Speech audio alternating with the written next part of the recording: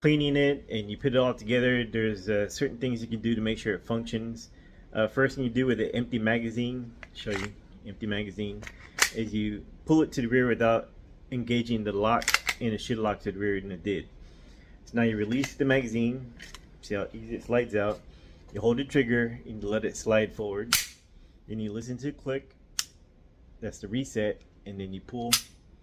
That's it. It's function. Thanks so much for watching. Dranks this golf out.